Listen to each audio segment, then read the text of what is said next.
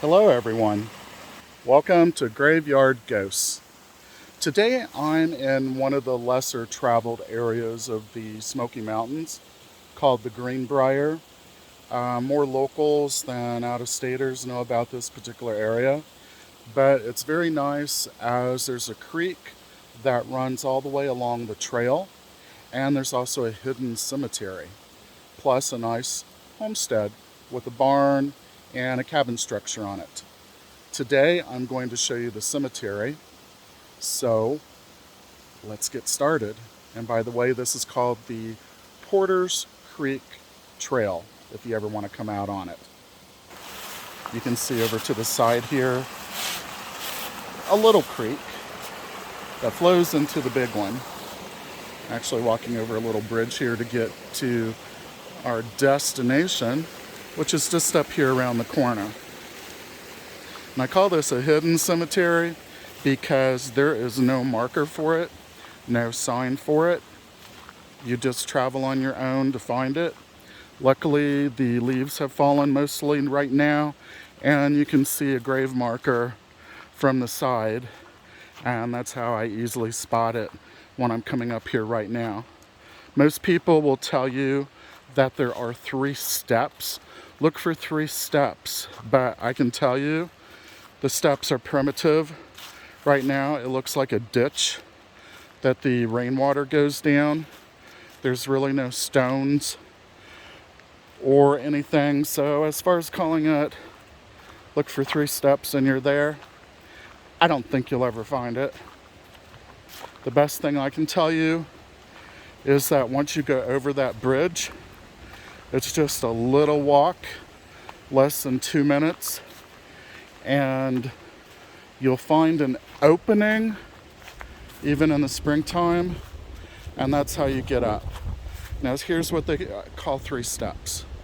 Now as I go up the little mountainside here, if you notice the camera jiggling and moving around and kind of falling down a hill, well, that would be me slipping and falling, as we do have a little bit of rain today. Now here, look at this. That is step 3. Believe it? Okay. Going up over some tree roots. And we are in the cemetery. There is an old primitive bench over to the side here. People can sit, pray for relatives gone past. Most of the markers in this cemetery are made of stone. There's not a lot that are carved. Those that are mostly hand carved. We'll take a little jaunt around the trail here. And like I said, mainly most everything is a stone marker. And this is your best view as you go up into the cemetery. Here is an example of an old gravestone, and a new one has been placed in the ground for those to be remembered. Here's one of the older markers and the cemetery itself. The death was in 1903. Again, mainly stone markers. A lot of plots, such as here. There's 2 newer markers, an old stone in the middle, and 2 initials. But you can notice as I circle around, the mound is built up. Another old stone marker. Faded away, but still a remembrance that someone passed and they're here.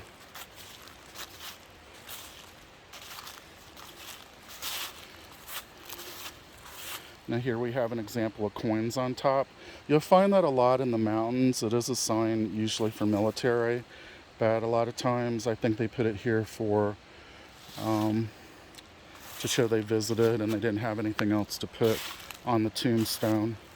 You will find up here, for example, in a lot of the graveyards in the mountains, you'll see a little pebble.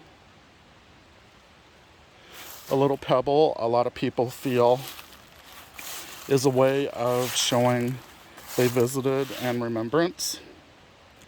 They feel a pebble or a stone lasts longer than flowers. It's also part of Jewish tradition, though the congregation that would be buried here would not be of that faith. So this is mainly just to show they visited. They didn't have anything else, so they showed remembrance that way. A couple of stones again hidden in the leaves. I'll come back when it's springtime and walk you through here again. Totally different look.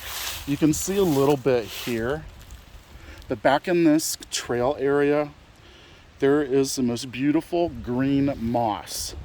And during the springtime, it's something to behold. It just looks like it's an artificial turf. Now here's another one of those mounds.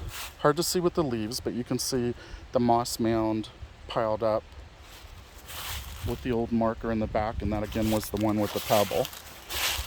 Now over here, as we look down on the cemetery, there's a lot of vacant ground. Now I'm guessing that this is probably bodies here.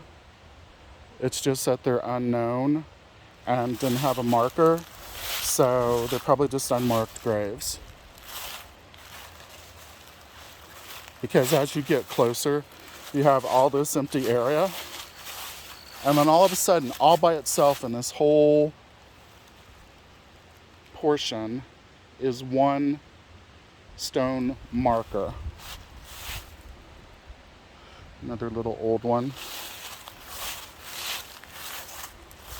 This is another raised plot area. There's a couple of them that way. You have a marker in the front, one in the back. One might have been a headstone and one might have been a footstone too. But since you only have one body buried here, and it actually looks like a youngster, 1 year old. So again, that's probably the headstone. And this is the foot marker with a new marker there. And then this is their little plot. Another plot area there. Another large one there that we saw earlier. And then this one has one also. And that's the back of the old tombstone. Here's one with just initials.